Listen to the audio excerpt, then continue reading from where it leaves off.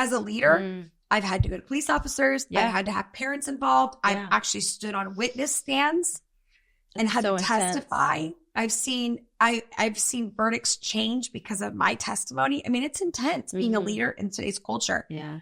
But what I have found is people get hurt when they think somebody else is taking care of it. Welcome to Havilah's podcast. I'm your host, Havilah Cunnington. And today we are having a conversation around moral failures in the church. We started this conversation in our last episode, but today I'm not alone. I'm actually with a friend of our community. Caitlin Zick is here, and we're going to have a conversation around moral failure in the church and what we can do to prevent it. And again, you can only put a few things together, but the goal is that we start talking about it. We start being honest about it. And we want you to know, here's some things that we see could be helpful and hopefully spare other victims or other people from hurting other people. So I'm really glad you're here. We're going to have this conversation, and I don't know where it's going to go. So if you have young listeners, I recommend that you kind of just take note because our goal is to be really honest and to really tell you the truth. But to have these conversations, and it's interesting because when you have conversations like this, you have to have this kind of risk involved because it's easy to talk about something you know all about, or it's easy to talk about something that is just, head knowledge. But when it talks about people and faith and culture, it's a risky conversation. But for me and Caitlin as well, we lead so many people, and our heart is to protect, to educate, and hopefully empower you and others to do it well. So we're going to have this conversation. I love it. It's super nuanced, and we are having it unscripted. There's no plan here, which I love. But also, how many times after our unscripted conversations in our friend group or even with just our staff, you're like, okay, wait, I had a foot and mouth moment. Sorry, I didn't actually mean what I said there because now that so that might happen for me anyways, because it's very nuanced. It's about people and stories and implications, but it's a really important conversation to have. So I'm glad you're having it. We're having it. And I'll be honest, when everything, we've had a couple of years in the church that have been pretty sad. Yes. I think it's the right word. Heartbreaking. Devastating. Mm-hmm. I know that in the 80s, there was kind of a season where a couple different really influential evangelists had some serious things, and there was really devastating things that happened. I remember watching those things with my dad. My dad was an evangelist, and watching kind of this crisis. And it's been a pretty good season with the church. I'll be honest. We've had kind of one-offs of people that have done some, maybe lived some double lives or had some tragic endings. But in general, it's been kind of a one-off. And recently, I would say in the last 2.5 years, we've really seen some tragic falls, and not just of leading men and women, but of like communities, environments, organizations, movements. And I just personally have been completely devastated. It's been devastating for me. Not that it has shook my faith, because it hasn't shook my faith. And I would be honest with you if it had, but it has shook the institution in which we communicate our faith. And it makes me wonder if we are setting these men and women up for failure by simply not being alert and aggressive in protecting and maybe overprotecting things that are not healthy. So I'm sharing this. If you had caught me a couple months ago, you might have got tearful Havilah, and then maybe angry Havilah, and then a dismissive Havilah. But today, I hope you're getting curious. I hope we're having curiosity towards it. Honestly, coming into it, I didn't even think about it because we're talking about the Big C church globally, different things that we've seen kind of crumble, fall apart, devastation happen to whole communities and whole movements. And as you were sharing, I'm like, oh yeah. And then when you remember the years where it was your front door, where it was in our church. So ministry leaders that we were with, the program that we directed, the 2 previous directors before us have both had, actually 3 now, moral failures, completely family falling apart. And you see the fallout of just believers who are just, don't understand the fullness of it. And it does cause them to completely walk away or have their faith shaken. And you're like, it causes all out devastation. It does. Like what the enemy's devising. And it's so hard for those of us that are trying to do what God's called us to do. Yeah. It's like a reputation just killer. Mm-hmm. It's like you have their last name. Right. And so it doesn't matter if you're an innocent party, your last name is their last name, you know, where it's like you're a Madoff. Yeah. And even though you have lived a great life and you're doing the right things, just the name causes there to be vulnerability, shame, blame, and even a part of you that wants to shrink back and go, I'm embarrassed. Wow. Yeah. Wow. It's been a serious thing. So if we're talking about preventative measures, what are we missing? You know, like you mentioned already, double lives. Like, I think even back to ministry training school, watching some of the documentaries even shared, you're like, oh, wow, there was evident fruit way back then that if we could have just uprooted, you know, and actually done the root work of getting to issues, it's almost like it perpetuated a double life for a lot of leaders. It did. I'm finding that when you do a little bit of research, it's either those that had failures that were covered up or maybe undervalued, dismissed because of their gift, their character, their charisma, let's get them up. Yeah. And then there are those that were completely blindsided, that they could never have imagined that this man would have had a life like this. And what you find is that they had elevated him above ever falling. So their questionable behavior was not questioned because they just had elevated him. Yeah. They elevated him to such a point that someone went, that seems odd, but you know, that obviously they don't have that issue. And so I think that we're really seeing that we've either leaned either way. And I think the sobriety to understand, I think first it can happen to anybody. So I really think that's important that, you know, not just, you know, back in the day, it's like, the way I can relate is like pornography. So back in the day with pornography, you would have to find somebody who had a magazine, and then you'd have to either take that magazine and so there, it was dark, but you had to kind of intentionally find it. And then the culture now, you have a phone, a device that has every Playboy on this phone, has every foul, disgusting thing, and it's available to you. Yeah. And so the magnitude and of opportunity is way more than you going to a friend's house or you getting something. And then, so this is what I think is happening with failure. And I think the church is going to escalate because the opportunity just presents itself way more. Being online, text messaging, DMing, you know, just thinking you can cover things up and it gets on film and it's on camera, just things that we aren't even aware. And so I think there are two things that happen. One is that the man has so much charisma and has so much fruit. And again, a lot of us think, well, didn't anybody know? Nope. People, think about Judas. Judas is with Jesus the night before he's about to betray him. Right. You better believe that his fruit was not evident to everybody, or they would have never allowed him to be in the room. There was deception even when Jesus wasn't deceived, but the rest, nobody knew. Yeah. They're all like, is it me? Yeah, It's not exactly. me. And that's you have to understand that even in the presence of Jesus, there was confusion that who would betray, who would actually fall. Yeah. So the idea that people should have known, I don't know. That's good. But I do think that there are men that have such charisma and such gift. And the way that I related it in some of these instances is that some of the bigger organizations, they made Jesus cool.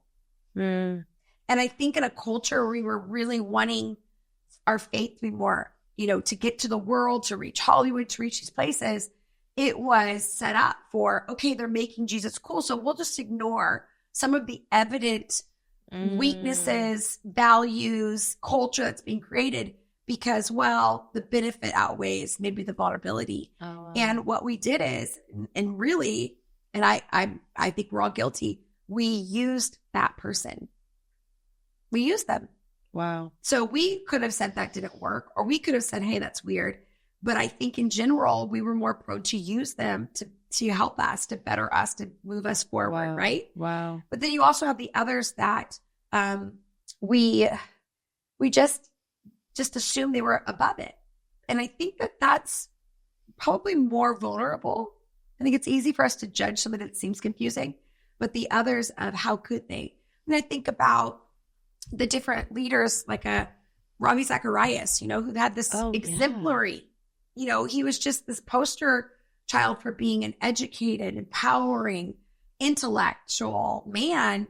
And his legacy ends up being, a massage parlor that he had owned. It it's been devastating on every level. And when you do the research, it's come from conservative to charismatic to Pentecostal to missions movements. It is not a certain type of faith. It is every faith that's vulnerable, because when we elevate man above, and honestly, we use flawed people. So again, you can see that even in my own verbiage, I feel a little conflicted, because I don't know if we can really stop that from happening. Yeah. Because people have a powerful choice. Yeah. But what we can do is not create institutions that allow things to be covered up. Yep. I don't know. And you've talked about valuing character over charisma and how important that is. And I think doing that from the very beginning and thinking of what does discipleship look like? And we are always a disciple. But I think we forget that when we're discipling thousands or hundreds and you're leading, you're just thinking about what you're feeding versus being fed yourself. You are. And it's so, I mean, again, I mean, you and I know this, leading lots of people. People are blowing out in their lives. It's not just like a leader. Like right. We That's what you're helping with all the time. Yeah. It's not like, oh, it's just the leaders. Right. It's on a higher platform. But in general, there's a problem within our culture of faith that there's not the character to contain what's happening. Yeah. The problem is that those that are really leading in that kind of global idea, it's like a momentum that is undeniable. It's the charisma and it's machine. And, I remember my dad once telling me, he said, Havilah, be careful that you don't build something that you have to eventually sustain. Wow. Because you built it so big, you're just sustaining it. And then all of a sudden he said, the moment you're on the road to pay for other people to be home is the moment you'll realize this is out of whack. Because, and again, what he meant was be like sober to what it's costing you. And I think it's the same way. The moment you are building things at the cost of your soul, at the cost of your marriage, at the cost of it, then you'll end up really resenting that. Yeah. But yeah, there's a definite issue. There's definitely something going on. I've been seeing a lot of people talking about it being the great shaking. This is really the season when, there's a shaking going on in the church. And I do think that is happening as well, that things that have been hidden can't be hidden. Yeah. But I also think the enemy loves it. He loves to destroy. And I also think it's important that we don't character assassinate. You have to understand that. And this is important for me. Havilah 15 years ago would have been so confused. How does somebody have a ministry and it's growing and people are getting saved, and yet they're living a double life? They're sleeping around, or they're into drugs and alcohol or whatever. How is that happening? Yeah. And the truth is both are happening at the same time. There's good and bad happening simultaneously. And it's so offensive for us because we just go, it was all bad. We wouldn't just go, it's all bad. And it's true. There is sometimes, and that's the confusion is, how are people getting saved? How are people getting healed? How are people doing they're having so much radical, success. And yet all of this is happening. And it's so painful that both are happening at the same time. And so what should be in our lives is, just because things are happening good over here does not mean our heart is pure. It does not mean our marriage is safe. It does not mean that God is happy with us. We assume that when we see favor, God's good with it. And that's where we get in trouble. Wow. Don't you think? Yeah, it's not just like a check mark on their whole entire lives. It's not. Yeah. You can have people saved, healed, delivered, and you can still be an adulterer, an alcoholic, an addict. You can still be a controlling leader. Yeah. So we just think that somehow that's the fruit. And so they'd have to have the fruit in order for that to happen. And I just have found that's not true. That's not true at all. We have to stay humble. Yeah. And integrity. I think, like, watching my husband, I wasn't raised in a, Bible believing home, but watching him be raised in one and seeing the fruit in him and his 4 siblings, like, integrity was what they learned first and foremost. And he always says this one statement that God told him in a really defining moment, but righteous men do what's right, not what they have the right to do. And I think as any human that we're leading, pastoring, anybody listening, like anybody, but also as leaders, realizing it's not because you have a right to do it, you do what's right. Wow. You lay down your rights or these extras. Yeah. Because you're like, no, I'm going to be a righteous person. What does that look like? Wow. I love that. And Cole is definitely that kind of man. Like, I've always admired his just his righteousness. He really is. Mm-hmm. He really has integrity. I also think for me, I watched my dad do this really well. He's really honest about his vulnerabilities. Yeah. Very honest about, he would say, you know, I'm one choice away from losing everything. Yeah. And he understood that. And I was just having a conversation with my teenage son last night about some things. And I was saying to him, I was talking about socials and Instagram and media and all the things. And I said, you know, every time I go into a hotel room and I'm by myself, I have to make a choice that I'm not going to watch what is not good for me. I'm not going to get online and look at things. Like, I have to make a choice. So the idea that somehow as you get older and life just happens, you don't have to stay alert is just, it's just not true. And I'm sorry that we presented that to you, that somehow as a leader, you're good. You know, once you're leading, you're fine. And I have to understand that every day my marriage is at stake. Every day my sobriety is at stake. Every day, you know, like it's all there. Yeah. And so it keeps me humble rather than being arrogant to say it's never happened to me. Like, no, I don't actually trust myself. I trust the Holy Spirit. Yes. I don't trust Havilah. Oh, that's Havilah has ulterior motives. Havilah wants a quick fix. Havilah wants to make it happen. And, you know, the right thing at the wrong time, you know, it can be devastating. So I would say, you know, in general, and maybe as we're talking about this, I obviously started with a kind of a global expression, but we have very little power over that. Yeah. Right? Like, we're not in their inner world. We don't know what happened over here, what they did over here. What we do know is us. Yeah. And what we do know is our inner world and how we steward, right? And that, I think, is the secret sauce to it, is personal ownership. So how do we protect ourselves from these type of things? Yeah. What boundaries do we have? Yeah. I think we've had such strong boundaries that we've talked about it before, but it's almost like then when you state your boundaries. So like Cole and I have very strict rules to the point where sometimes it's like so inconvenient and almost laughable. But what's funny is then the assumption is like, oh, he has a big problem, or like she has a big problem that you have to like do this intense boundary line drawing that you're doing right now. We're like, no, we're just trying to stay above reproach. We're trying to stay to where there could never be could this have happened? If we had a weak moment or an accusation that's completely unfounded, we're like, there's no room for it. But really simple things of like not riding in cars alone ever, even if it's for ministry, even if it's like a quick ride, like over here, like it's just not going to happen. Going out to eat or grabbing a coffee. Like I've made it awkward so many times. You know, it's a group of us meeting. One person has to leave. So it's the two of us. I'm like, okay, well, I'm going to go, or I'm going to move to this table over here. And it seems awkward. Like, it's not because I have something with you. I just want to be clear. But just making sure that there's just no room for that question or for something to actually, for Satan to be able to use it as like a little foothold in a relationship. Right. I love that. And I wonder, like, I think another thing for me is like, I talked about this before, I have these little rituals and rhythms that keep me safe. But I also, I think it's really good to think, can somebody duplicate this? Right? Because I think that's something we do is like, if I am going to ride in a car with somebody and do this, what I want the girl that I'm discipling to do that, what I want her to tell her friends they can do this. And so again, it doesn't mean that I'm in control of what their choices, but if I can set an example that keeps them safe. And so I was trying to explain that to Judah last night, where I was saying, you know, babe, you're allowed to get off of this Instagram.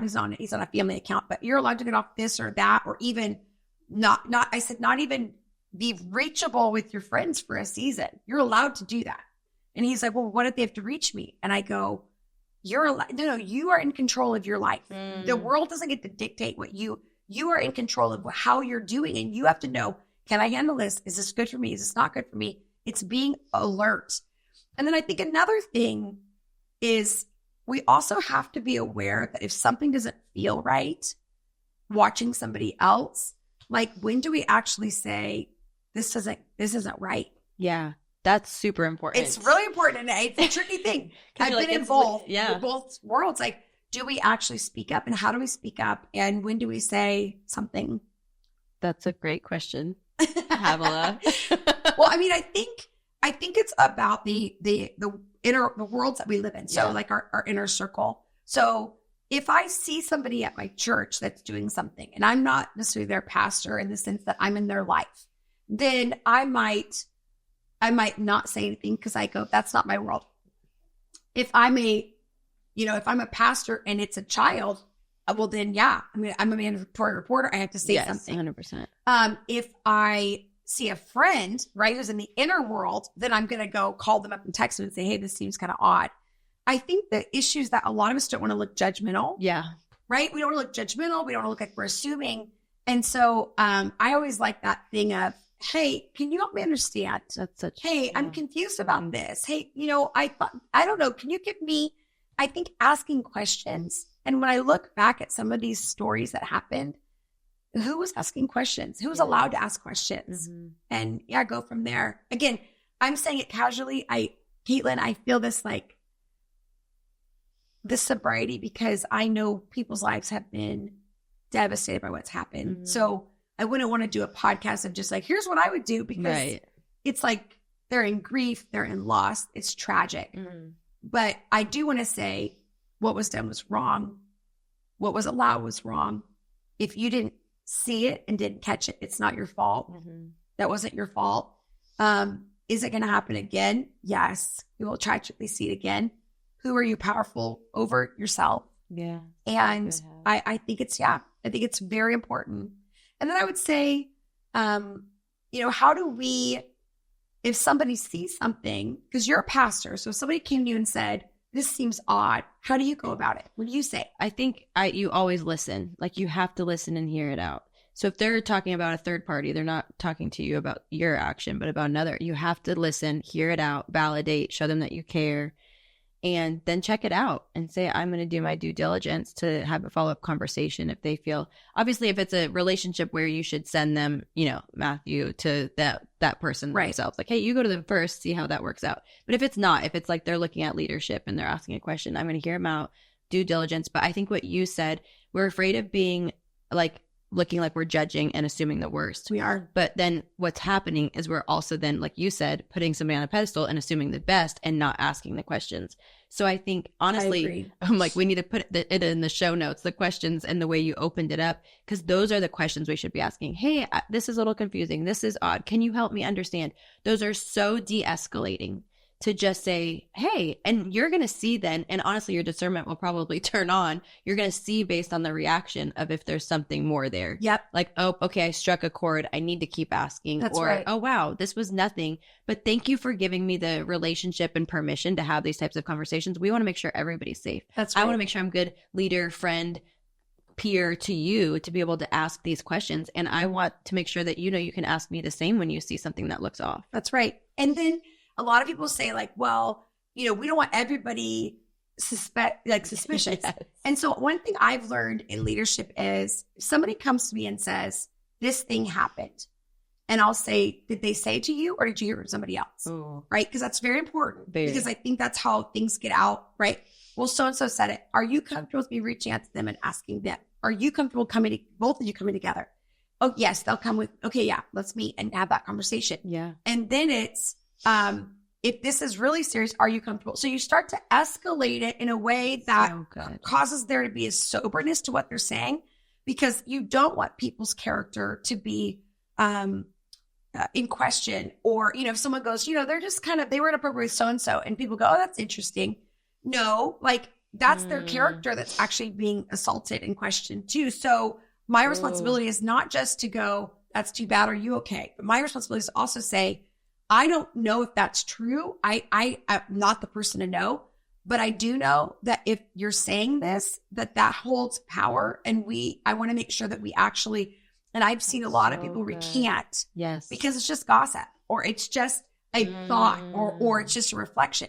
Now, that's not to shut a victim down or somebody that is seeing something. It's actually to empower them to say, okay, you don't have to do this alone, but we are going to go forward. And as a leader, I've had to go to police officers. I've had to have parents involved. I've actually stood on witness stands and had to testify. I've seen verdicts change because of my testimony. I mean, it's intense being a leader in today's culture. Yeah.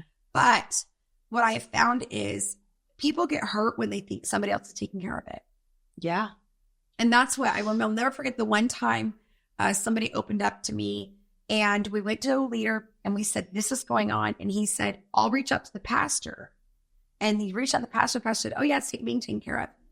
And then 15 years later, getting a call from an attorney that said the pastor never dealt with it. The abuse happened for 10 years and this is all coming out. And did she tell you? And what did you do? And I did the right thing. I sat with her. I took her to a leader. The leader went to the pastor when he should have went to the police. And I think honestly, again, we don't want to bring, once you escalate it to a police situation, you know, the government, that is serious. You have to be clear. But I have seen people think we can cover this up in the church. We can take care of it. We're going to lead them. We'll pray for them. When really it is above your pay grade. And ultimately what should have happened was the pastor needed to go to the man and say, I'm going to the police about this. Yes. You're welcome to go yourself, or we're going to take care of this. And it just got muddied. And I think I saw that a lot of times people went to the right people, but the people said it's getting taken care of, and it wasn't. So I think out of that, we deserve to have it finished. Like, what is the conclusion of that?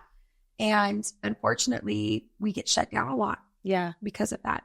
As you were sharing, I was reminded of 3 different times that happened for us. And what happens, and so I think it's worth sharing, is you might lose an entire friendship. Like, I remember one was a close, lifelong friend that it was, the accusation came. We said, can we have this conversation?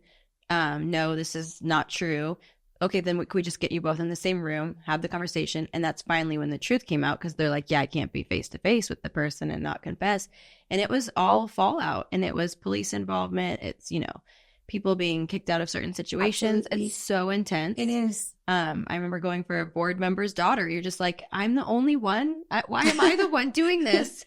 And so being willing to be the advocate for the people, because like you said, people get hurt when you assume that somebody else is doing it. You do. And it's not worth it. If that means that you'll never be looked at the same by X, Y, and Z people, it's worth it because you protected that person and you stood up for them and advocated for them. But it's so necessary, but it's so hard. And the victim will always say, it's okay. Yes. I don't want to do it. They will I always remember thinking like, the victim is mad at me. Yeah, they have, because they are in pain. Yes. And I remember it was, I'll go with you. I'll do whatever you need me to do. And I think that is our position as women, as men in our faith. Yeah. That if someone says something, it is our job to take them to listen, but to not allow it to be gossip. The way it doesn't turn into gossip is you go through the proper channels. You take them and you say, if it's nothing that is indiscretion, then you go to them. Did you go to them? You said that first to them. You ask that question. Did you go to them? Yep. But if they're a victim of that person, then no, they're not going to go to them. We understand that. So you say, hey, I'm going to go to them. You don't have to be with me, but I'm going to go and ask if this is true. And then you have to, sometimes it's back and forth, and sometimes it's multiple people. Yeah. It's going to be work. And it was work. But people have to understand that when you start uncovering lies and double lives, it gets worse before it gets better. Yeah. And I think that's the price of saying, if we're going to have purity in the church and purity in these families and purity, then you have to be willing to go, yeah, I'll testify. Yeah, I'll call the police. Yeah, I might lose a friendship. But I remember one time in my life, there was a girl who was a high schooler, and she was one of my best friends, was going to the park and meeting guys and like having physical relationships with the guys. And I remember going to her parents, like actually saying, this is what's going on. And she hated me. She told my brand new, like I was going to a new high school. She said to everybody, Havilah, she lied about me. She told my parents this, and ruined my reputation before I got to this big, huge high school in LA. And I was devastated. I was humiliated. And I didn't know what they were going to do, but the parents freaked out. It was a whole mess. And I got a letter from her 15 years later. Wow. And she found my address and she sent me a letter, and she said, Havilah, you are the only true friend I ever had. And she said, I actually was assaulted multiple times after that. And she went this whole horrific story. And I mean, she didn't deserve any of that. It was terrible. But she said, thank you for being the friend I never had. And if I had known that, what it took to get to that point. And so I do think that there are people in our lives that we have to be willing to say, this is not right. This is not okay. Your leader can't do that. Or you as a leader cannot do that. And I'm sorry if this is painful, but we have to have purity in the church. We have to have purity in our relationships. We do. It's a big deal. Yeah. It's worth the cost of whatever it looks like will be the fallout to sustain the purity and the righteousness, because That's right. Yep. And you better get it while it's, if you can nip it in the bud. I think it's like my mom used to say, but like, if you can get it when it's early on, and something that they said or something that was done was inappropriate, it wasn't, as bad, but you know what? We caught it. We talked about it. They repented. They saw the severity of it. Great. Keep moving. Yeah. But a lot of times nobody talked about it when it was small, and all of a sudden it turns into these massive moments. Yeah. So I'm with you. Again, every time we talk about hard stuff like this, I always think it's always about looking at us first, our heart, staying humble, staying honest. And if you're watching this and you've been a part of an environment that you've seen maybe one of your leaders fall, and you've been a part of watching the tragedy of their life, and maybe you saw people cover it up, or you saw people that didn't believe you and you knew it, and you were dismissed, and yet you knew it. I want you to know that you're not alone. That does happen. And you have to understand that people are flawed, and sometimes they do it for the best reasons, yet they're doing it wrong. And so the main thing is that doesn't take you out. It doesn't take you to a point where you go, I can never trust anybody, and don't let it connect you to who God is. These are human beings, flawed, but it's not who God is. And that was wrong all along, and it shouldn't have been. Or if you're somebody where someone's challenging your behavior, and maybe you're a little loose in how you talk to different people and what you're doing and who you're dating. And I want to challenge you that if you want to be a leader, like Caitlin talked about, you have to be above reproach. Your reputation matters and how you treat others. And so maybe it's time to clean that up and to really let the Holy Spirit lead you, rather than what can I get away with? Maybe saying, you know what? It's better I get rid of it right now and stop, so I don't do something that can change my life forever. Again, this conversation could be like hours long. There's lots that are going to go on. And guess what? We are still going to have conversations around this. So stay on this series. We're going to talk more about moral failures in the church. And I hope this has helped you. I know for me, I need conversations around this, and I hope you do too. I love you guys. Thanks for tuning in. Let us know if you like this conversation. Subscribe so you don't miss the next episode. And if nothing else, thanks for watching us. Bye-bye.